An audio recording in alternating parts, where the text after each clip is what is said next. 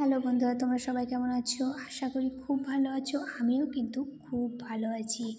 তো আজকের যে ভিডিওটা আমি নিয়ে চলে এসেছি, ভিডিওটা কিন্তু প্রথম থেকে শেষ পর্যন্ত তোমরা দেখতে থাকো, না হলে কিন্তু ভেতরের কিচ্ছু বুঝতে পারবে না আমি কি আজকে ভিডিওটা দিয়েছি। তো হয়তো ভিডিওটা একটু লং হয়ে যাচ্ছে, কিন্তু পুরোটা দেখো, তাহলে কিন্তু বুঝতে পারবে। আর এই ভিডিওটা কিন্তু শুধুমাত্র তাদের জন্য যারা চাও যে হেয়ারটা সুন্দর করবে, মানে হেয়ারের গ্রোথ করাবে বা লং করাবে। তো আমাকে অনেকে জিজ্ঞাসা করছে তোমার হেয়ারের এই রহস্যটা কী। তো আমি বলবো এমন কিছুই না। এটা কিন্তু বাজারে অনেক দাম দিয়ে কিছু দামি প্রোডাক্ট ইউজ করি না, কিছু না, সম্পূর্ণটা কিন্তু ঘরোয়া। তো সেই জন্য আমি কী করেছি, অ্যালোভেরা নিয়ে নিয়েছি। তো অ্যালোভেরাগুলো কিন্তু পিস পিস করে কেটে নিয়েছি, ছোটো ছোটো করে, যাতে কি হয় আমার সুবিধার জন্য কিন্তু আমি এগুলোকে পিস পিস করে কেটে নিয়েছি। তো এবার আমি তার সঙ্গে নেব কি, এগুলো হচ্ছে কারি পাতা। তো এটা আমার বাড়িতেই হয়েছে, বাড়িতেই গাছটা হয়েছে। তা আমি এই কারি পাতাগুলোকে একটা করে সুন্দর করে ছিঁড়ে নিয়েছি। ছিঁড়ে এগুলোকে পরিষ্কার করে ধুয়েও নিয়েছি, ঠিক আছে। তো ধুয়ে নিলে কী হয়, গাছের সঙ্গে অনেক সময় নোংরা টোংরা থাকে, তো কোনো পোকা টোকা বাসা করে। তো সেই জন্য আমি ভালো করে পরিষ্কার করে ধুয়ে টুয়ে রেডি করে নিলাম।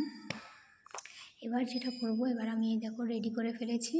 এবার আগুন জ্বেলে দিয়েছি, কড়াই বসিয়ে দিয়েছি। এবার আমি তেল নিয়ে নিলাম, এই যে কোকোনাট অয়েল দিয়েছি। তো তোমরা যদি চাও সেটা তুমি মাস্টার অয়েলও ইউজ করতে পারো। তো যতটা পরিমাণ আমার মনে হয়েছে ততটা পরিমাণ নিয়ে নিয়েছি, মোটামুটি 50 গ্রাম মতো নিয়েছি। তো এর মধ্যে দিয়েছি কারি পাতা দিয়ে দিলাম।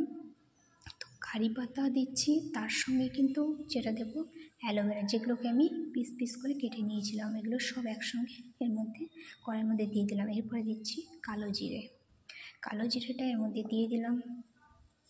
পরিমাণ মতো দেবে, যতটা তুমি তেল দেবে তো সেই পরিমাণ মতো একটা বুঝে দেবে। তো আমি যেহেতু 50 গ্রাম মতো দিয়েছিলাম তেল, তো সেহেতু হয়তো আমি বুঝতে পারিনি, আমার এখানে একটু অ্যালোভেরাটার পরিমাণ বেশি পড়ে গেছিলো। তো ঠিক আছে, কোনো ব্যাপার না।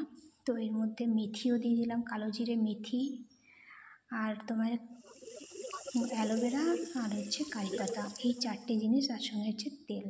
এই 5টা জিনিস একসঙ্গে এটাকে আমি কিন্তু ফুটিয়ে নিচ্ছি। তেল এই গরম কড়াইয়ের মধ্যে আগুনে ভালো করে আমি এটা ফুটিয়ে নিলাম।